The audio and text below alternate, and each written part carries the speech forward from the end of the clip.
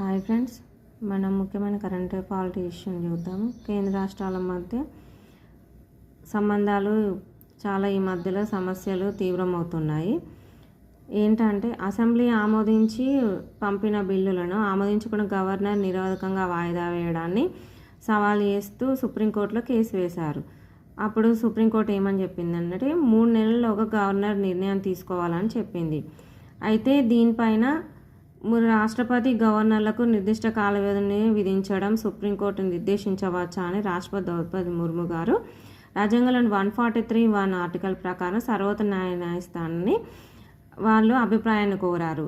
అయితే దీంతో జస్టిస్ గవాయ్ గారి రాజ్యాంగ ధర్మాసనము ఏర్పడింది.